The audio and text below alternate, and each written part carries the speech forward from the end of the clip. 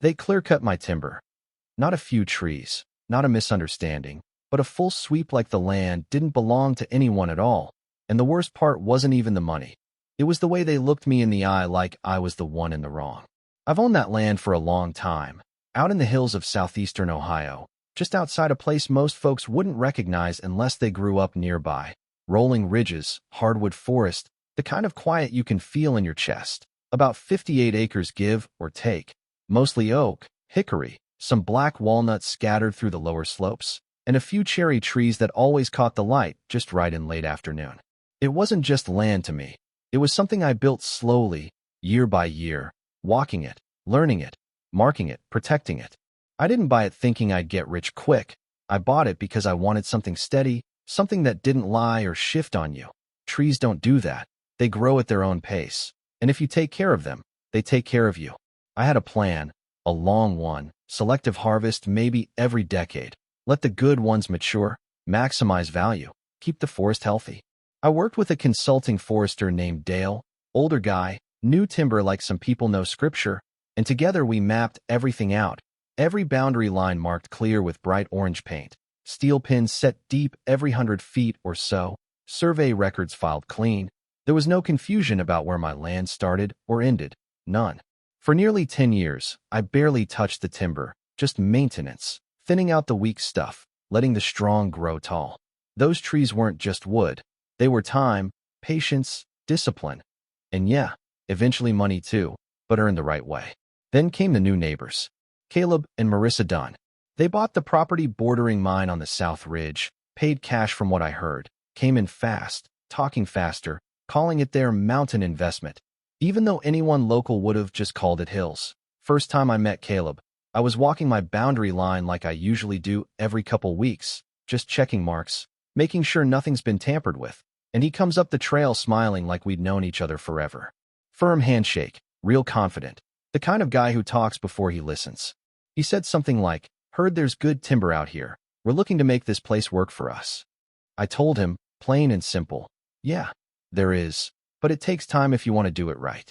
I even pointed out a few of my marked trees, explained how I was planning a selective harvest down the line, how the boundary ran right along that ridge where the paint blazes were clear as day. He nodded along, said he respected that kind of management, said too many people rush things, and I remember thinking, all right, maybe this won't be a problem. That was my first mistake. About 3, maybe 4 weeks later, I was sitting on my porch early morning, coffee in hand, and I heard it, chainsaws. Not one, not two, but a steady roar echoing through the valley. And if you've ever spent time around logging, you know the difference between someone cutting firewood and a crew working full scale. This was the second kind. At first I thought maybe it was coming from deeper into his property, figured he might have hired a crew, nothing wrong with that if it's on his side. But something didn't sit right. The sound carried in a way that made it feel closer than it should have been. So I grabbed my keys, drove up the old gravel access road, parked where the trail narrows, and started walking fast, faster than I usually do, heart already picking up before I even saw anything. And then I heard the crash. That deep, heavy crack of a mature tree giving way, followed by the thud that shakes the ground just enough to feel through your boots. That's when I knew. I pushed through the brush, came up over the ridge line, and what I saw, I still remember it clear as anything. Machines everywhere, skidders dragging logs, a loader stacking trunks like they were nothing, men moving fast, chainsaws screaming, and trees, my trees, dropping one after another. And not near the line. Past it. Way past it. At least 20, maybe 30 feet into my side. I could see my orange marks on the standing trees just behind where they were cutting, clear as day, and right in front of me was a fresh stump. Wide, clean cut, easily 100-year-old oak. For a second, I just stood there. Not even angry yet, just trying to process how something this blatant could even be happening. Then it hit, and I walked straight toward the nearest guy I could find, yelling over the noise, "Hey, shut it down. You're over the line." He looked at me like I'd just interrupted his lunch break, pulled off his earmuffs, and said, "We're cutting for Caleb Dunn, man. He flagged this whole section." And I remember thinking, no, he didn't. There's no way he could have. I pointed behind him, at the paint marks, at the line that had been there longer than he'd even owned his land, and I said, "That's my property. You're cutting my timber. He hesitated, just enough to tell me he knew something wasn't right. Then he grabbed his radio and called it in. Boss, we got someone here saying we're across the boundary. And that's when everything really started to unravel. About 15 minutes later, I heard a truck coming up the access road. Tires crunching gravel a little too fast for comfort, and Caleb stepped out like he was late for something that mattered more than what was happening right in front of him. Sunglasses on, phone still in his hand, barely even looking around at the mess his crew was making. What's going on? He asked, not angry exactly, just irritated, like I'd inconvenienced him. I didn't waste time. What's going on is your crew is cutting my timber. He let out this short laugh, shook his head, and pulled a folded piece of paper from his back pocket. Not a proper survey, not even close, just something that looked like it had been sketched out quick with a pen. My guy mapped it, he said, tapping the paper. This section's ours. I stepped closer, pointed past him toward the ridge. Your section ends at that line. You see those orange marks? Those steel pins? That's the boundary. It's been surveyed, recorded, everything. You're at least 30 feet over. He didn't even turn to look, just shrugged a little. We're in the middle of a job.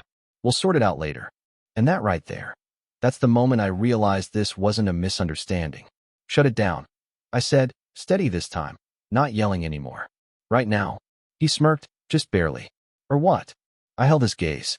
Or I call the sheriff. He paused for half a second, then gave a little laugh. Go ahead. So I did. And I didn't move. I stood there while the saws kept running for another couple minutes, the crew unsure whether to stop or keep going, glancing between me and him, until I walked over to the biggest machine on site and stood right in front of it. That's when things slowed down. Not stopped, but slowed. Enough. The sheriff showed up quicker than I expected. Older guy named Harris, been around long enough to know land disputes aren't something you brush off. He stepped out, took one look at the painted trees, the fresh stumps, the equipment sitting where it shouldn't be, and his whole expression changed. He didn't raise his voice. Didn't need to. Everyone shut it down, he said. And this time they did. We walked the line together. Me, him, and Caleb trailing behind, still trying to argue his case, pointing at that same hand-drawn map like it meant something. Harris found one of the steel pins, brushed the dirt off with his boot, checked the marking, then looked up at Caleb. You're over, he said. Clear as day. Caleb tried to push back. That's not what my forester told me. Harris didn't even entertain it. Then your forester's wrong. Just like that. The operation got shut down on the spot. Machines idling, crew standing around awkward, nobody making eye contact anymore. And I remember looking out over the damage, counting stumps without even meaning to. 1, 2, 5, 10. It kept going. 47 trees by the time I walked it all later. 47. Some of those oaks had been standing there longer than I'd been alive. That night, I didn't sleep much. Not because of the money. Not yet, anyway. It was the violation of it. The way something you've spent years building can be torn down in a matter of hours because someone decided they didn't need to double-check a line that was already clearly marked. Next morning, I called my attorney, Daniel Mercer. If you've ever dealt with land or timber issues around here, you know the name. He's not flashy, doesn't talk more than he has to, but he knows the law inside out, especially when it comes to timber trespass. First thing he told me was simple. Document everything. So I did. Photos of every stump, every track, every mark that showed exactly where they crossed the line. Timestamps, measurements, everything.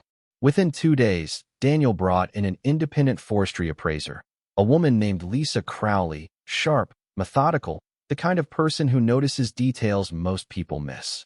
She spent hours out there, measuring diameters, identifying species, estimating age, calculating board foot volume. No shortcuts. When her report came back, I remember sitting at my kitchen table staring at the number for a long time. $42,000.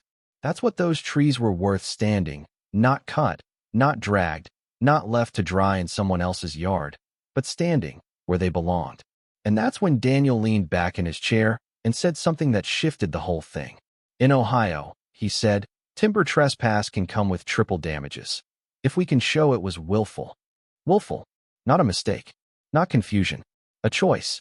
We sent Caleb a formal demand letter, laid everything out, the boundary evidence, the appraisal, the law, requested full compensation and restoration costs. A week later, his lawyer responded. They claimed the boundary was unclear. Offered $5,000 to settle. 5. I actually laughed when I read it. Not because it was funny, but because it told me exactly how they saw this. Like I'd fold, like I'd take whatever they threw my way just to avoid a fight. I told Daniel, no. Not angry, not loud, just no. So we filed suit. And that's when things got interesting. Because while we were waiting for court, Caleb tried to move the logs, had them stacked on his property, probably thinking he could sell them off quick, turn what he took into cash before anything caught up to him. Daniel caught wind of it almost immediately, filed for an injunction. And just like that, those logs were frozen. Couldn't be sold, couldn't be moved, couldn't be touched without consequences. So they sat there, week after week, then month after month, exposed to rain, sun, temperature swings. That fresh cut would slowly losing value, turning gray, starting to check and crack. Every time I drove past that ridge, I could see them from a distance, stacks of what used to be something valuable, something alive, now just deteriorating because someone thought they could get away with cutting corners, literally.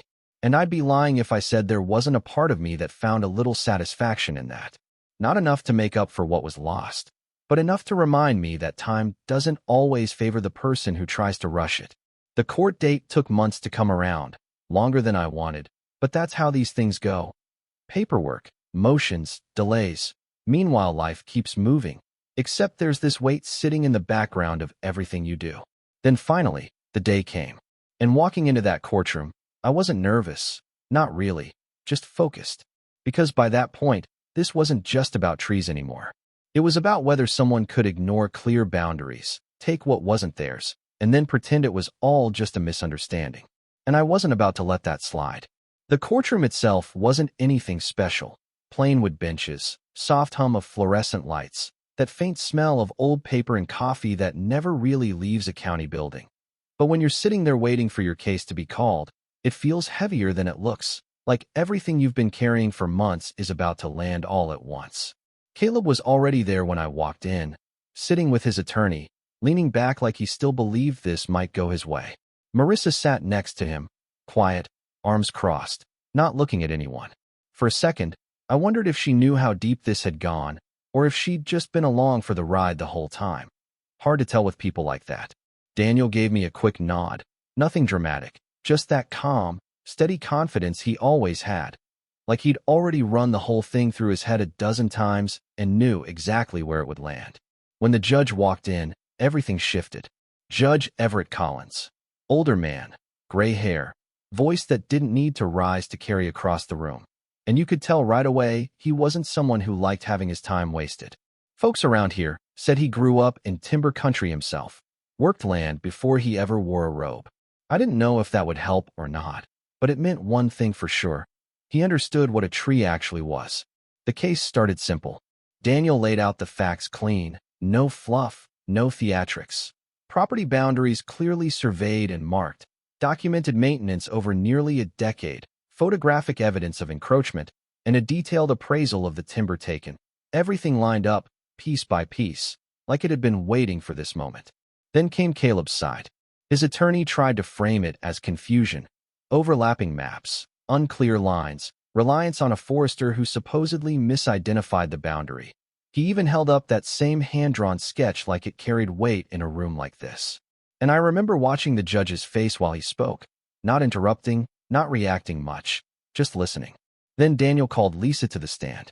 She walked through her report methodically, species, diameters, board footage, valuation, but more importantly, she explained the boundary markers, how visible they were, how consistent, how there was no reasonable way a professional crew could miss them if they were paying attention. Then came the part that mattered most. Intent. Daniel asked her directly.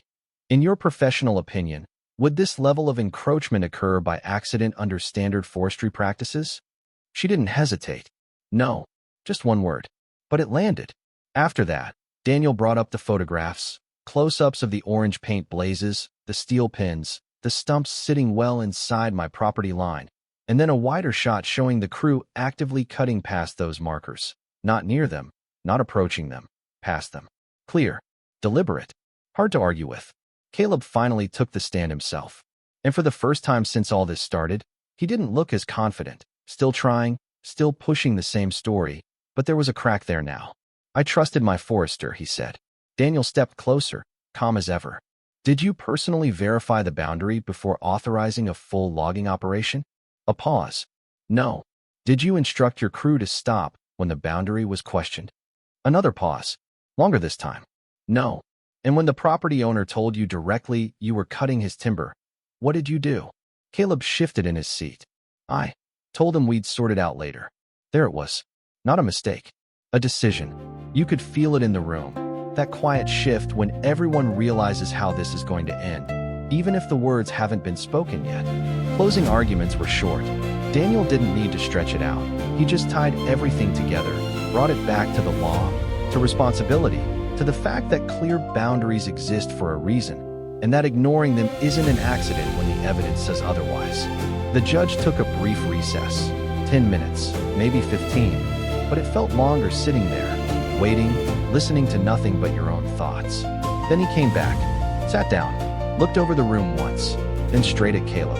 In this case, he said, voice steady, the court finds that the defendant crossed a clearly marked property boundary and engaged in the unauthorized harvesting of timber belonging to the plaintiff. He paused, just enough to let it settle.